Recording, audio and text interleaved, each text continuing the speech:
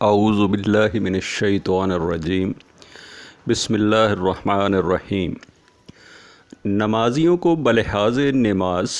5 درجوں میں تقسیم کیا جا سکتا ہے۔ اول، مفرط، یعنی اپنے نفس پر ظلم کنندہ شخص جو نماز کے اوقات، حدود و ارکان اور وضو وغیرہ کا نقصان کرتا ہے۔ دوم، جو نماز کے اوقات، حدود، ارکان اور وضو وغیرہ کی حفاظت کرتا ہے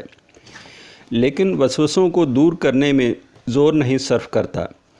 بلکہ نفس کو وسوسوں کی نذر کر دیتا ہے اور خیالات و تفکرات میں ہی لگا رہتا ہے۔ سوم، جو اس کے حدود و ارکان کی بھی محافظت کرتا ہے اور افکار و وساوس کو دور کرنے میں بھی ہمت صرف کرتا ہے، تو ایسا شخص چونکہ اپنے دشمن کے ساتھ جہاد میں مشغول ہوتا ہے کہ اس کی نماز کو چوری نہ کر سکے، تو یہ صرف نمازی ہی نہیں بلکہ مجاہد بھی ہے۔ چہارم، وہ شخص جو نماز کے لیے جب اٹھتا ہے تو اس کے جملہ حقوق، ارکان اور حدود کو پوری طرح ادا کرتا ہے اور اس کی حدود و حقوق کی حفاظت میں اپنا دل مستغرق کرتا ہے کہ کہیں نماز کا کچھ نقصان نہ ہونے پائے۔ صرف یہی نہیں بلکہ اس کی تمام قوتیں کما حق ہو نماز کی تکمیل و احترام اور اقامت میں مصروف و وقف ہوتی ہیں، اور نماز و عبادت خداوندی کی اہمیت نے اس کا دل کلیتاً نماز میں مستغرق کر دیا ہوتا ہے۔ پنجم، وہ شخص جو نماز کے جملہ حقوق، ارکان، حدود کو پوری طرح ادا کرتا ہے مگر قسم چہارم سے بھی 4 قدم آگے ہے۔ وہ اپنا دل حدود و ارکان نماز کی تکمیل میں صرف مستغرق ہی نہیں کرتا بلکہ دل کو اٹھا کر رب ذوالجلال کی بارگاہ عالی میں رکھ کر دل کی آنکھوں سے اسے دیکھتا ہے اور اس کی محبت و عظمت سے اس قدر بھرپور ہوتا ہے گویا اللہ عز و جل کو دیکھ رہا ہو، مشاہدہ کر رہا ہے، اور دل کے تمام افکار و وساوس گل مل چکے ہیں اور خدا تعالیٰ اور اس کے درمیان حجابات اٹھ چکے ہیں، تو اس شخص اور غیروں کی نماز میں بلحاظ عظمت و فضیلت آسمان و زمین کا فرق ہوتا ہے، اور ایسا شخص نماز میں اپنے رب سے مشغول ہوتا ہے اور مشاہدہ الہی سے اپنی آنکھیں بار بار ٹھنڈی کرتا ہے۔ تو پہلی قسم کا نمازی معاقب یعنی سزا کا مستحق ہوتا ہے۔ قسم دوم، محاسب یعنی حساب کے قابل ہوتا ہے۔ قسم سوم، مکفر عنہ یعنی اس کے گناہ معاف ہو جاتے ہیں۔ قسم چہارم، مصاب یعنی نماز سے گناہ معاف ہونے کے بعد ثواب بھی ملتا ہے۔ قسم پنجم، مقرب یعنی اسے خدا تعالیٰ کا قرب بھی حاصل ہوتا ہے، کیونکہ یہ اس جماعت کا فرد ہے جس کو نماز میں خنکی چشم اور سرور و آرام حاصل ہوتا ہے۔ غرض یہ کہ جسے نماز پڑھنے سے دنیا میں قرۃ العینی حاصل ہو، اسے آخرت میں بھی قرب خداوندی کے باعث قرۃ العینی حاصل ہوگی، بلکہ دنیا میں بھی وہ اس مرتبہ سے محروم نہیں رہے گا، اور جسے ذات باری تعالیٰ سے خنک چشمی حاصل ہو، اس کی آنکھ ہی نہیں بلکہ رواں رواں مجسمہ سرور ہوگا، اور جس کو ذات باری تعالیٰ سے خنک چشمی حاصل نہ ہوئی ہو تو اس کا جینا کیا جینا، سراسر حسرت و ندامت ہے۔ حدیث شریف میں ہے، انسان جب نماز پڑھنے لگتا ہے تو اللہ عز و جل فرشتوں سے فرماتے ہیں کہ حجاب اٹھا دو، لیکن جب وہ التفات کرتا یعنی ادھر ادھر جھانکنے لگ جاتا ہے تو فرماتے ہیں حجاب ڈال دو۔ اس التفات کی تشریح سابقہ بیان ہو چکی ہے کہ اللہ تعالیٰ سے دل ہٹا کر غیروں کی طرف لگانا التفات کہلاتا ہے۔ غرض یہ کہ جب وہ غیروں کی طرف التفات کرتا ہے تو اللہ عز و جل اپنے اور اس کے مابین حجاب کر دیتے ہیں۔ حجاب ہوتے ہی شیطان داخل ہوتا ہے اور اس کے دل پر دنیوی امور کے طرح طرح کے خیالات و وسوسے ڈالنے لگ جاتا ہے، اور بالکل بعینے ہی ایسے کر دکھاتا ہے جیسے انسان شیشے میں سے مختلف چیزیں دیکھ رہا ہوتا ہے۔ لیکن اس کے برعکس جب توجہ قلبی اللہ تعالیٰ کی جانب مبذول کر لیتا ہے اور ادھر ادھر نہیں جھانکتا تو شیطان کو اتنی قدرت نہیں ہوتی کہ اللہ تعالیٰ اور انسان کے دل کے مابین حائل ہو کر وسوسے ڈال سکے۔ شیطان اسی صورت ہی انسان پر داخل ہو سکتا ہے جب اللہ اور انسان کے درمیان حجاب ہو جائے، لیکن اگر انسان اللہ تعالیٰ کی طرف دوڑ کر چلا جائے اور اپنے دل کو حاضر رکھے تو شیطان فرار ہو جاتا ہے۔ غرض یہ کہ نماز میں انسان اور اس کے دشمن شیطان کی یوں ہی فکر لگی رہتی ہے۔ پھر یہ بھی یاد رکھنا چاہیے کہ نماز میں حضور قلب اور اشتغال باللہ کی طاقت انسان کو تب ہی حاصل ہوتی ہے کہ اپنی شہوات و خواہشات کو مغلوب و مقہور کر لے، ورنہ سمجھ لیجئے کہ شہوت نے اس کے دل کو مغلوب کر لیا ہے، خواہشات اس کو اسیر کر چکی ہیں اور شیطان نے اس کے اندر اپنا ٹھکانہ بنا کر اس پر اپنا پورا قبضہ و تسلط جما لیا ہے، تو وہ افکار و وسوسات سے کیسے خلاص ہو سکتا ہے؟ اب ہم دل کی اقسام کے بارے میں بیان کریں گے۔ دل 3 قسم کے ہوتے ہیں۔ اول، وہ دل جو ایمان اور تمام قسم کی خیر و برکت سے خالی ہوتا ہے۔ یہ دل اندھیری کوٹھڑی کی طرح تاریک ہوتا ہے، جسے دیکھ کر شیطان بے حد خوش ہوتا ہے کہ اس میں پوری آزادی سے وسوسے ڈالنے کا موقع ملتا ہے، اور یقیناً یہ اس کے لیے خوشی کا مقام ہے، کیونکہ اس قسم کا دل شیطانی اڈا اور شیطانی اماج گاہ ہوتا ہے، اور شیطان بے دھڑک جس طرح چاہتا ہے اس پر حکمرانی کرتا ہے۔ دوم، وہ دل جو نور ایمان سے چمک دمک رہا ہوتا ہے، اس کے اندر نور ایمانی کی قندیل جگمگا رہی ہوتی ہے، لیکن اس پر ظلمت و شہوت اور خواہشات کی تیز آندھیاں چل رہی ہوتی ہیں۔ تو اس قسم کے دل پر شیطان کبھی آتا ہے اور کبھی جاتا ہے، کبھی چڑھتا ہے کبھی اترتا ہے۔ غرض یہ کہ دونوں میں باہم جنگ چھڑی رہتی ہے، کبھی دل کا پلہ بھاری رہتا ہے کبھی شیطان کا، اور بالحاظ قلت و کثرت دل کی مختلف حالتیں بدلتی رہتی ہیں۔ بعض اوقات یہ زیادہ غالب رہتا ہے اور بعض اوقات شیطان کا غلبہ زیادہ رہتا ہے، اور بعض اوقات ہر صورت ایک غالب رہتا ہے اور دوسرا مغلوب۔ سوم، ایمان سے بھرا ہوا دل جو نور ایمانی سے چمک رہا ہوتا ہے، جس سے تمام حجابات شہوانی دور ہو چکے ہیں، ظلمات کافور ہو چکے ہیں۔ غرض یہ کہ ایسا دل رکھنے والے سینے میں نور ایمانی کی روشنی جس میں ایسی حرارت موجود ہے کہ وسواس اس کے قریب جائیں تو جل کر راکھ ہو جائیں۔ گویا وہ دل اس آسمان کی مانند ہے جس کی ستاروں سے حفاظت کی گئی ہے۔ اگر کوئی شیطان اس کے قریب جاتا ہے تو چنگاڑ کھا کر جل جاتا ہے۔ یہ بخوبی یاد رکھنا چاہیے کہ آسمان مومن سے زیادہ باحرمت نہیں۔ مومن کی عزت و حرمت آسمان سے کہیں اعلیٰ و برتر ہے، اور آسمان سے کہیں زیادہ اللہ تعالیٰ مومن کی حفاظت کرتا ہے۔ آسمان مستقر وحی، فرشتوں کی آماج گاہ اور انوار طاعت کا مقام ہے،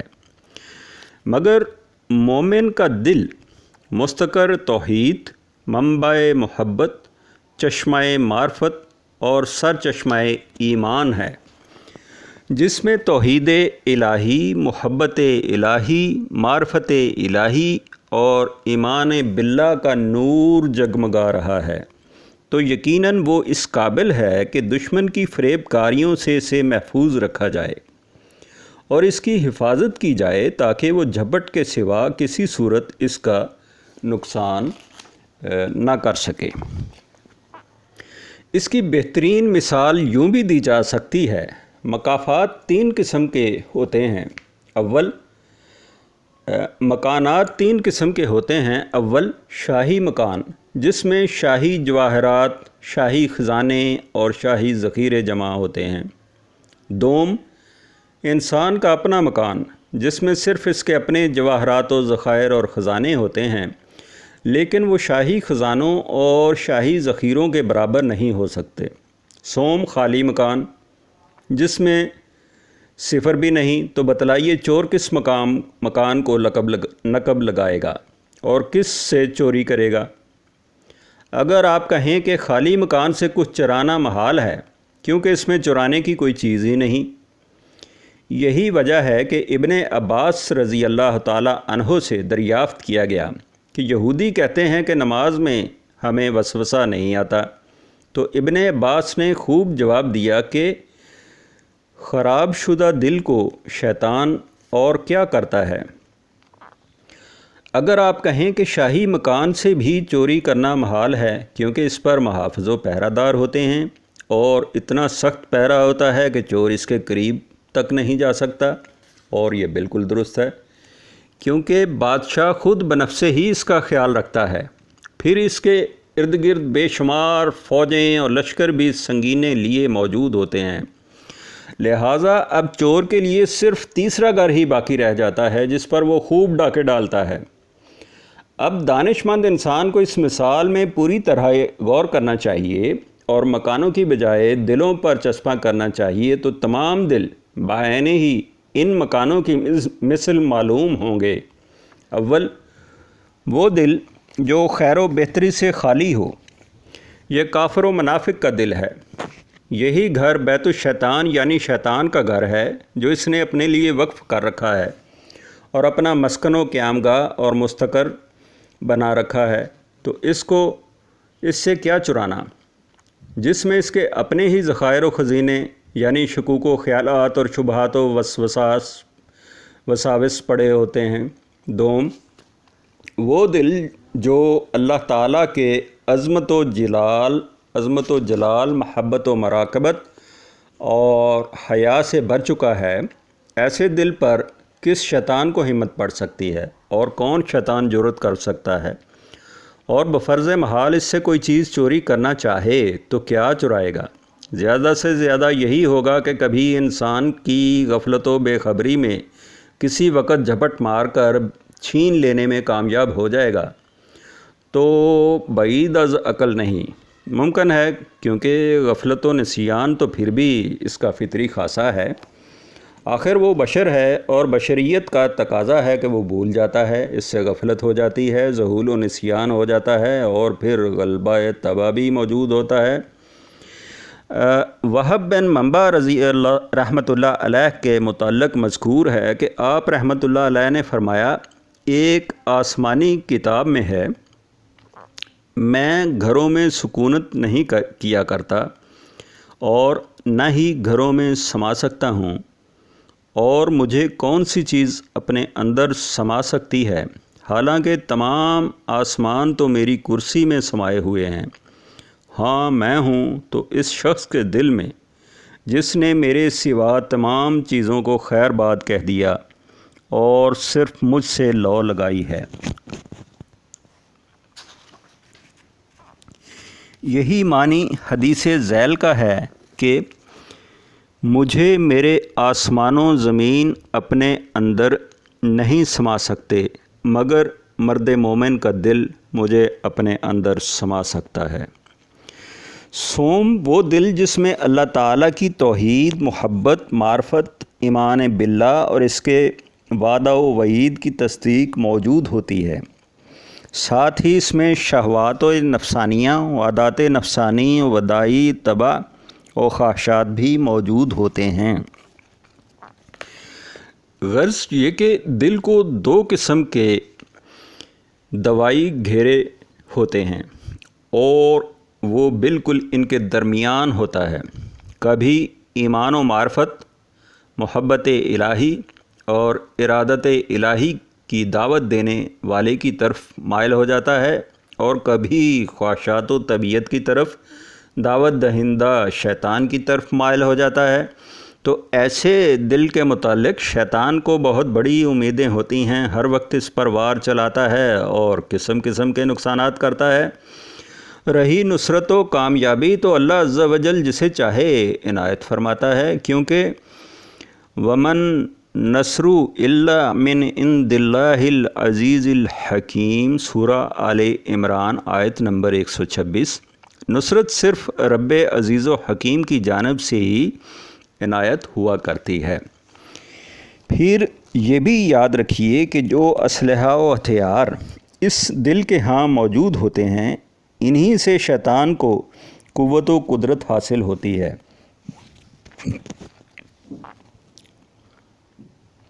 کیونکہ جب وہ اس کے قریب پہنچتا ہے تو وہ اپنے ہی اسلحہ و ہتھیار اس کے ہاں موجود پاتا ہے، لہٰذا وہ انہی کو لے کر اس سے لڑنے لگ جاتا ہے، کیونکہ اس کے ہتھیار کیا ہیں؟ یہی شہوات و شبہات، خیالات و وسواس اور جھوٹی امیدیں ہی اس کے اسلحہ جات ہیں جو دل میں موجود ہوتے ہیں۔ لہٰذا جب شیطان اس کے ہاں جاتا ہے تو اسے جنگی سامان سے تیار بر تیار پاتا ہے، اس لیے انہی کو اٹھا کر دل پر حملہ آور ہوتا ہے۔ اگر انسان کے ہاں اس جنگی سامان کے برابر زیادہ ایمان و اخلاص کا حربہ وہ سامان بر وقت تیار موجود ہو جس سے وہ ان کا مقابلہ کر سکے تو شیطان سے انتقام لے سکتا ہے۔ اگر ایمانی حربہ موجود نہیں تو شیطان دشمن غالب رہے گا، لا حول ولا قوت الا باللہ۔ لیکن جب انسان خود ہی شیطان کو بلا کر اپنے گھر کی چابیاں حوالے کر دے اور اسے اندر داخل کر کے تمام ہتھیار اسے دے دے جس سے وہ اسی پر حملہ کر دے تو انسان خود قابل نفری و ملامت ہوگا۔ لہٰذا رسوائیوں کو ملامت نہ کیجیے بلکہ اپنے نفس کو ملامت کیجیے اور غم سے مرتے رہیے، اب تمہیں عذر کرنے کا حق نہیں رہا۔ اب ہم حدیث حارث کے بقیہ الفاظ کی تشریح کی جانب متوجہ ہوتے ہیں جس میں شیطان سے بچنے کی چیزوں کا تذکرہ ہے۔ یحییٰ علیہ السلام فرماتے ہیں، میں تمہیں روزہ رکھنے کا حکم دیتا ہوں، کیونکہ روزہ دار کی مثال اس شخص کی سی ہے جو کسی جماعت میں کستوری کی تھیلی لیے موجود ہو جس کی خوشبو سے سب کا دماغ معطر ہوتا ہے یا اپنا ہی معطر ہوتا ہے، اور روزہ دار کے منہ کی بو اللہ کے ہاں کستوری کی خوشبو سے بھی بہتر ہے۔ رسول کریم صلی اللہ علیہ وآلہ وسلم نے اس روزہ دار کی مثال تھیلی والے سے دی ہے جس میں کستوری بھری ہو، کیونکہ کستوری کی تھیلی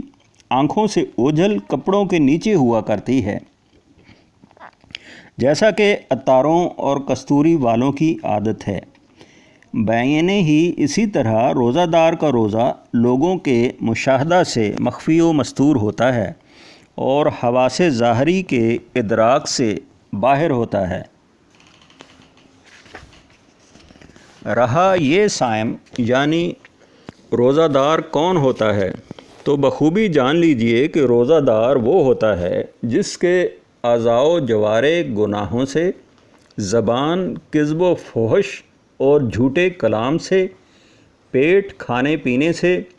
اور فرج زنا سے محفوظ ہو۔ لہٰذا جب وہ بولے گا تو زبان سے کوئی ایسا کلمہ نہیں نکالے گا جس سے وہ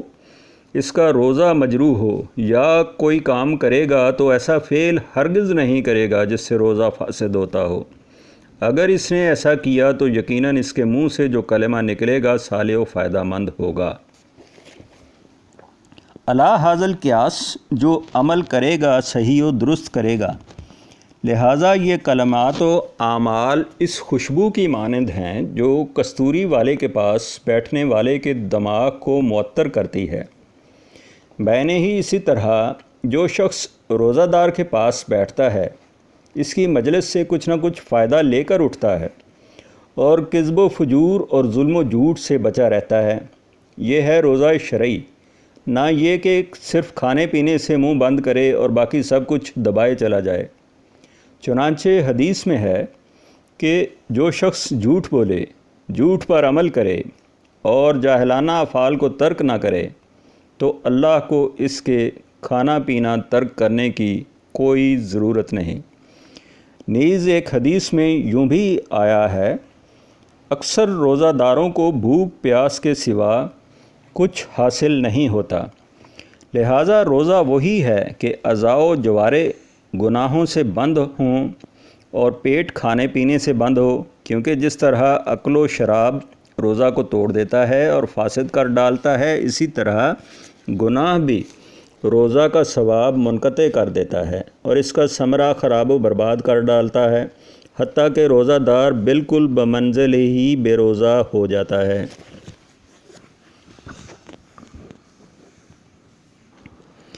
پھر یاد رکھیے روزہ دار کے منہ کی بو کے متعلق اختلاف ہے کہ اس کا وجود دنیا میں ہوتا ہے یا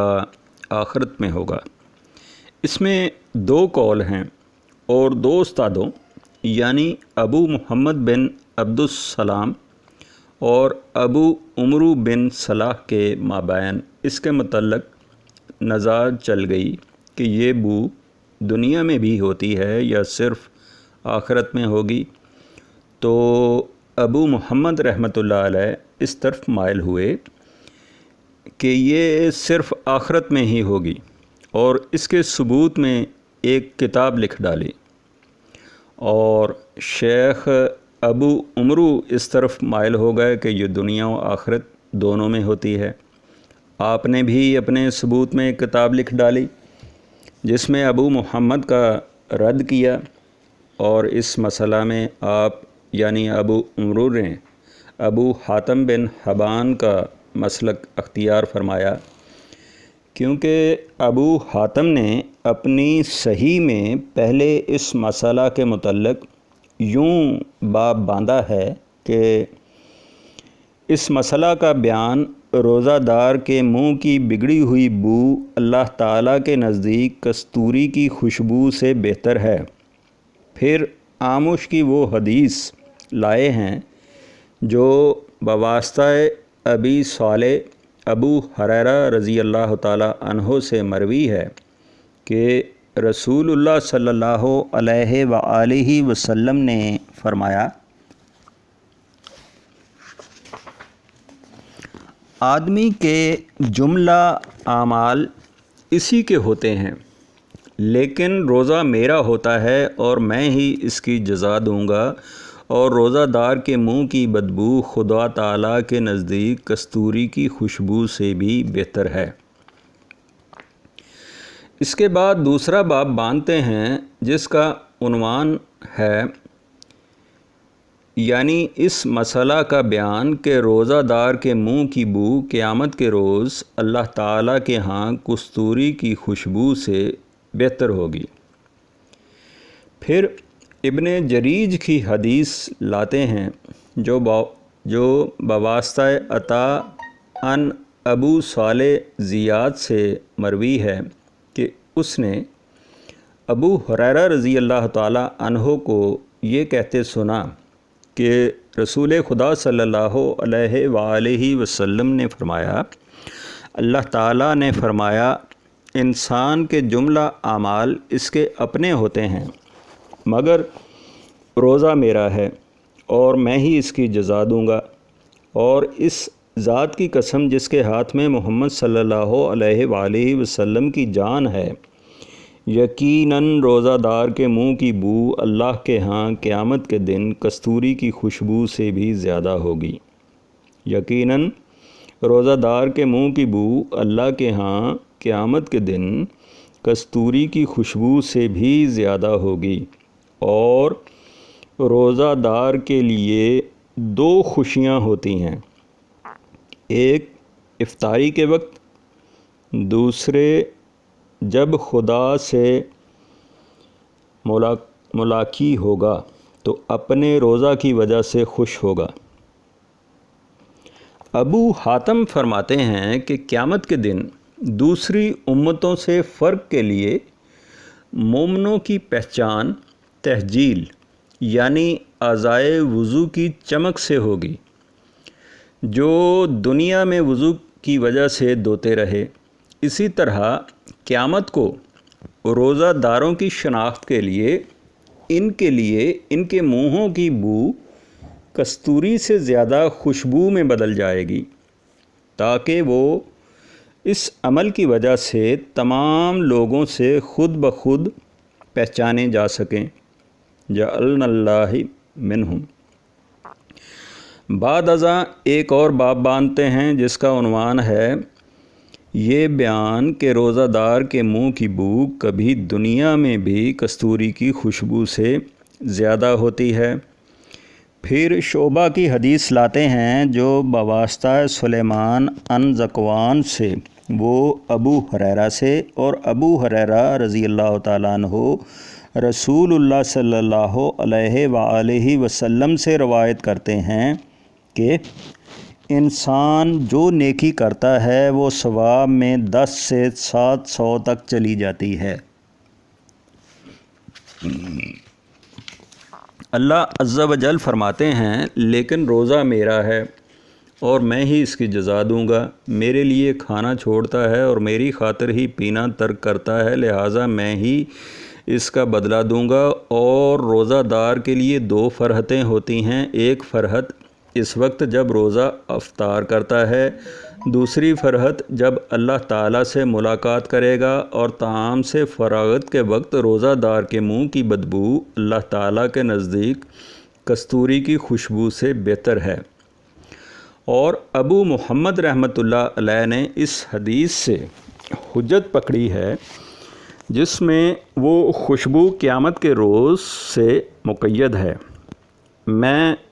یعنی ابن قیم رحمۃ اللہ علیہ کہتا ہوں کہ ابو محمد کے اس قول کی شاہد وہ متفقن علیہ حدیث بھی ہے جس میں رسول کریم صلی اللہ علیہ وآلہ وسلم فرماتے ہیں، اس ذات کی قسم جس کے ہاتھ میں میری جان ہے، اللہ تعالیٰ کے راستے میں زخمی انسان اور اللہ کو ہی زیادہ علم ہے کہ کون اس کے راستہ میں زخمی ہوا۔ قیامت کو بہتے ہوئے خون میں ہی پیش ہوگا، رنگ خون کا ہوگا مگر خوشبو کستوری کی ہوگی۔ تو اس حدیث میں رسول کریم صلی اللہ علیہ وآلہ وسلم نے یہ بتلایا ہے کہ مجروح فی سبیل اللہ کے زخم کی بو قیامت کو کستوری کی خوشبو کی مانند ہوگی۔ اور یہ حدیث خلوف فی الصائم والی حدیث کی نظیر ہے، کیونکہ دنیا میں تو حواس یہی پتہ دیتے ہیں کہ وہ خون ہے، بو ہے، ہاں یہ وجہ ہے، لیکن اللہ عز و جل ان دونوں خون شہید و خلوف صائم کو قیامت کے دن کستوری سے بدل دے گا۔ اور شیخ ابو عمرو نے ابو حاتم کی اس حدیث سے حجت پکڑی ہے جس میں خلوف کو طعام سے فراغت کے وقت سے مقید فرمایا ہے۔ آپ فرماتے ہیں یہ اس بات کی دلیل ہے کہ خلوف دنیا میں موجود ہے، کیونکہ جب مبتدا خلوف الصائم کو ظرف حین یخلف من الطعام سے مقید کیا گیا تو اس کی خبر الطیب عند اللہ بحالت تقید کی خبر ہوگی، کیونکہ مبتدا کو جب وصف یا حال یا ظرف سے مقید کر دیا جائے تو اس کی خبر بھی تقیدی حالت کی خبر ہوتی ہے، تو معلوم ہوا کہ اس کی خوشبو اللہ تعالیٰ کے نزدیک فراغت طعام کے وقت ہی ثابت ہوتی ہے۔ ابو عمرو فرماتے ہیں اور حسن بن سفیان نے اپنی مسند میں جابر رضی اللہ تعالیٰ عنہ سے روایت فرمایا ہے کہ رسول اللہ صلی اللہ علیہ وآلہ وسلم نے فرمایا، میری امت کو ماہ رمضان میں 5 چیزیں عنایت کی گئی ہیں۔ پھر اس حدیث کو بیان کرتے چلے گئے اور یہ الفاظ پڑھے، دوسرے وہ لوگ جو شام کرتے ہیں تو ان کے منہوں کی بو اللہ تعالیٰ کے ہاں نزدیک کستوری کی خوشبو سے بھی زیادہ بہتر ہوتی ہے۔ بعد ازاں شارحین نے طیب کے معنی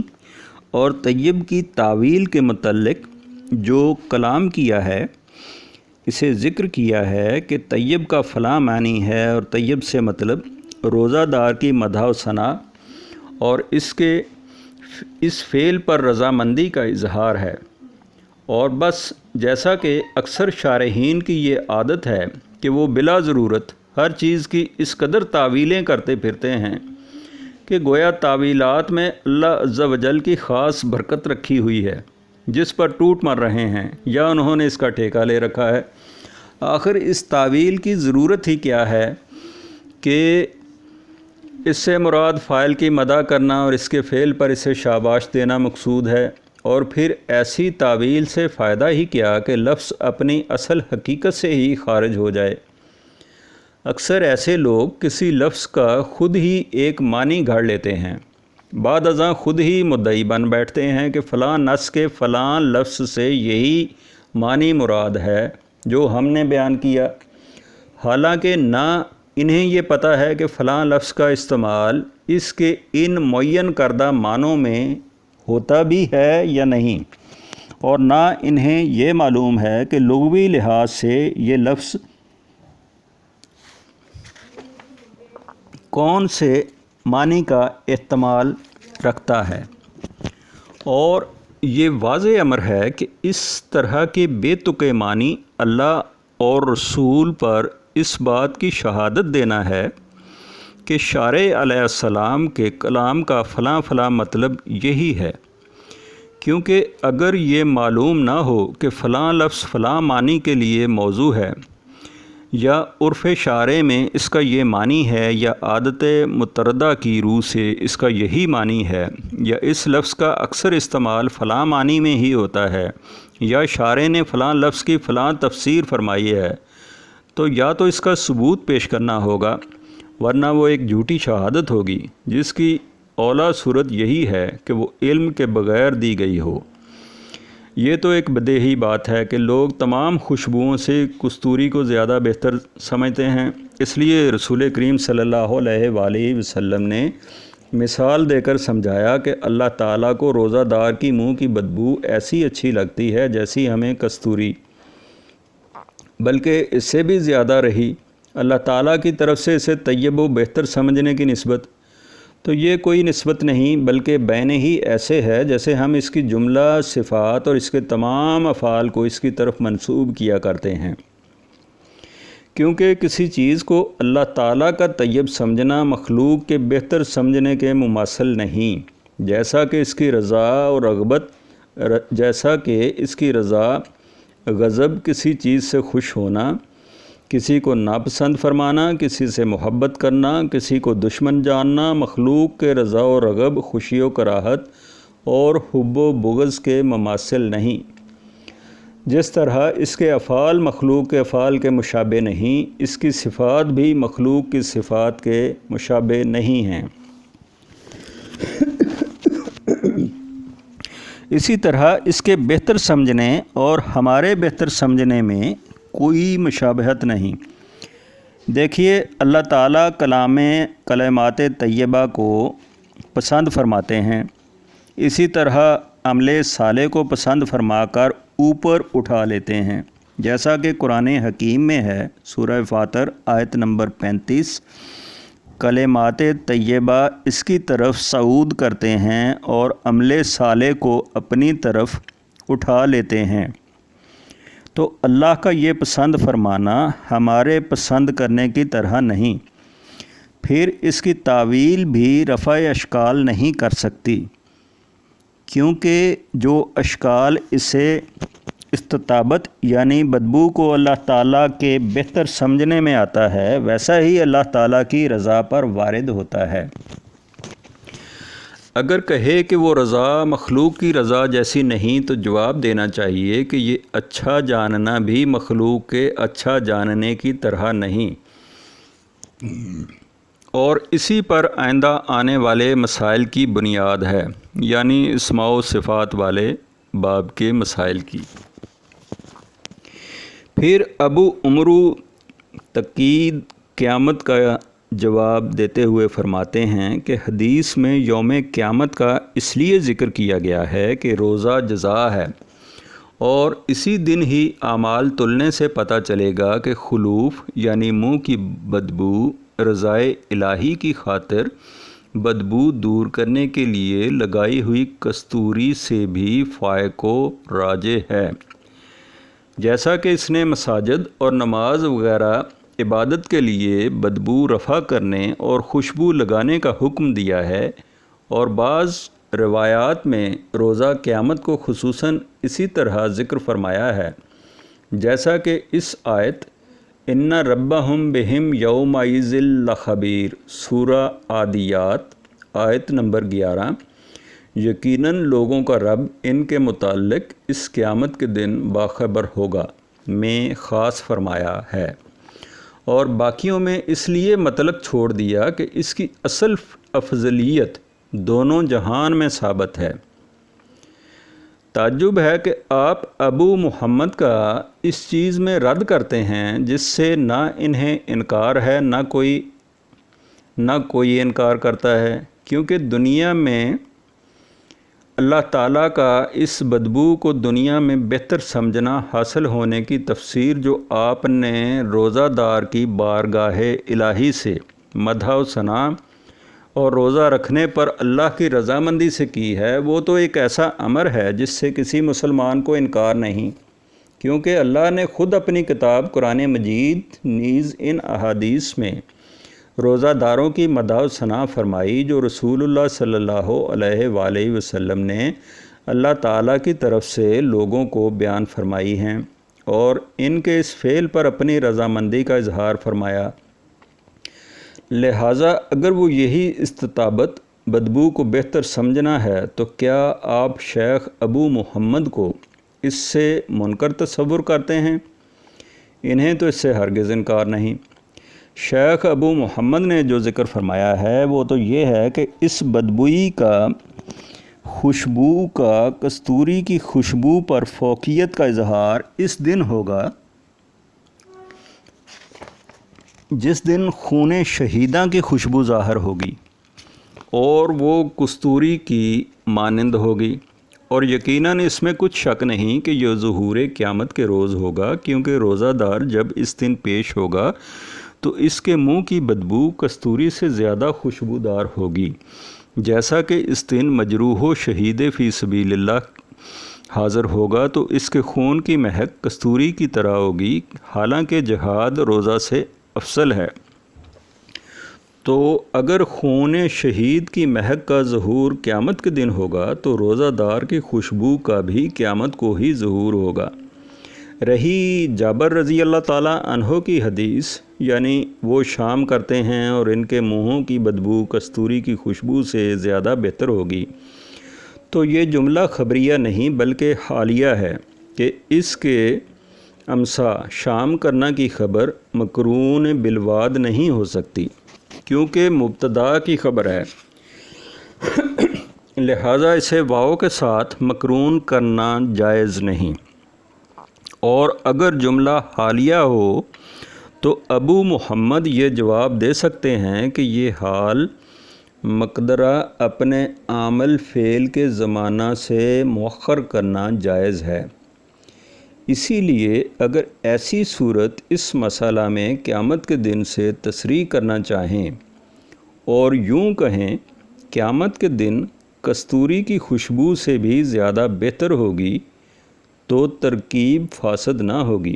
گویا اس نے کہا ہے شام کرتے ہیں اور قیامت کے دن ان کی یہ حالت ہوگی۔ رہا رسول کریم صلی اللہ علیہ وآلہ وسلم کا یہ ارشاد کہ جب روزہ دار طعام سے ہٹتا ہے تو اس کے منہ کی بدبو، تو یہ ظرف تحقیق مبتدا کے لیے ہے یا اس کی تاکید ہے، اور اس بات کا بیان کرنا مقصود ہے کہ یہاں وہی حقیقت مراد ہے جو اس سے سمجھی گئی ہے، نہ مجاز مراد ہے نہ استعارہ، اور یہ ایسے ہی ہے جیسے آپ کہیں مومن کا جہاد کرنا جب جہاد کرتا ہے، اور اس کا نماز پڑھنا جب نماز پڑھتا ہے، قیامت کو اللہ اس کی جزا دیں گے اور ان کے ذریعے قیامت کو اس کے درجات بلند کرے گا۔ اور یہ رسول کریم صلی اللہ علیہ وآلہ وسلم کے اس قول کے قریب ہے جو آپ صلی اللہ علیہ وآلہ وسلم نے ارشاد فرمایا، اور جو بخاری و مسلم شریف میں ہے کہ زانی زنا نہیں کرتا جب کہ زنا کرتا ہے بحالے کہ وہ مومن ہو، اور شراب نہیں پیتا جس وقت کہ شراب پیتا ہے حالانکہ وہ مومن ہو۔ یہاں فقط مباشرت تو شراب پینے کی حالت میں ہی ایمان مطلق کی نفی کو مقید کرنا مراد نہیں، جب کہ مباشرت ختم ہو جائے یا شراب پینے سے فارغ ہو جائے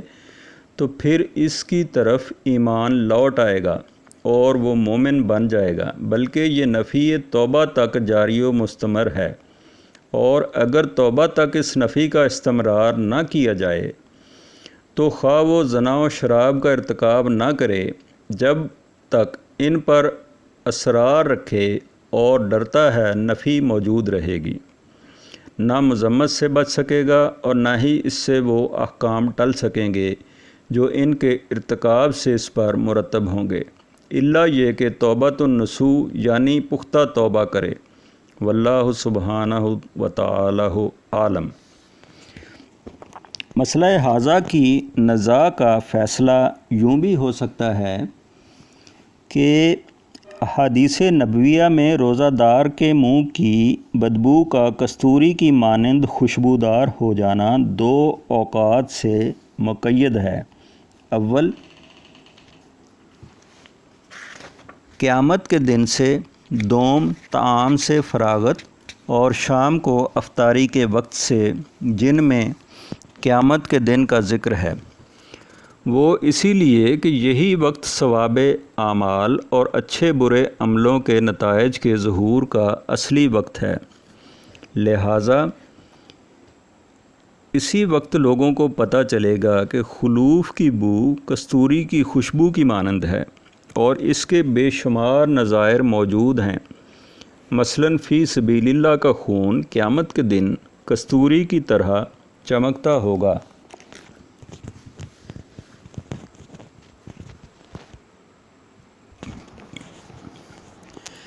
قیامت کے دن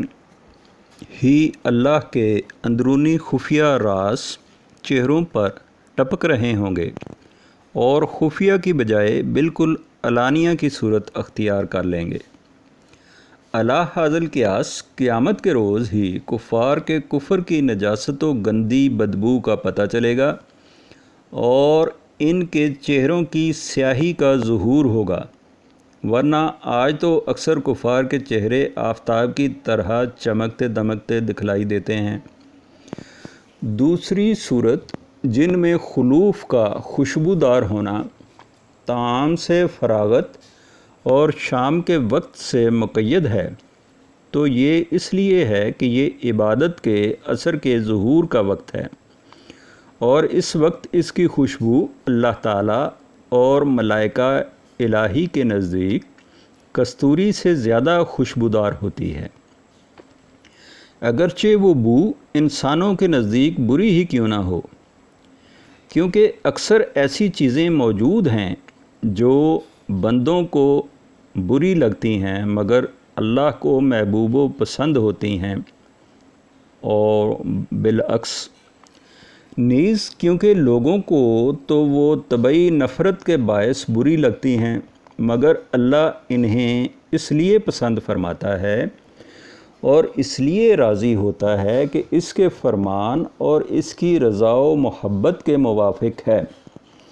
لہٰذا اس کے نزدیک ایسے ہی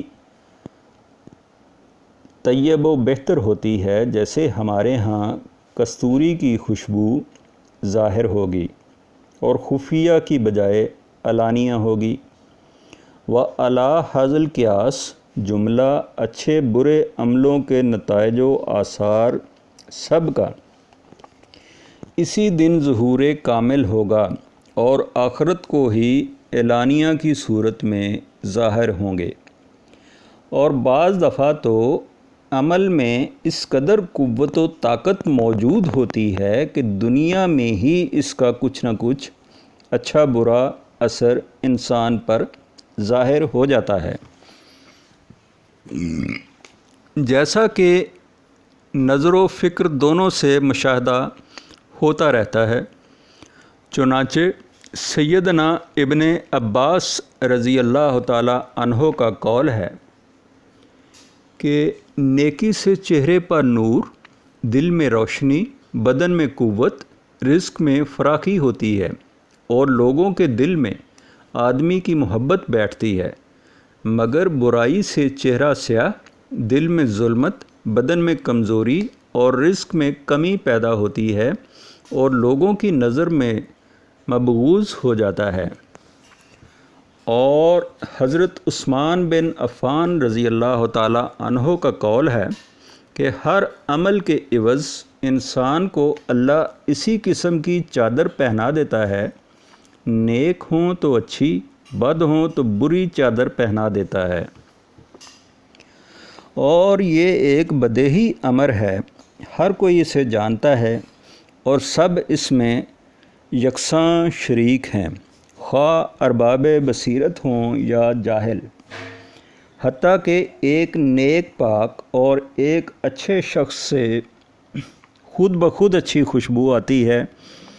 خواہ خوشبو نہ بھی لگائی ہو، گویا اس کی روحانی خوشبو اس کے بدن اور کپڑوں پر مہک رہی ہوتی ہے۔ اسی طرح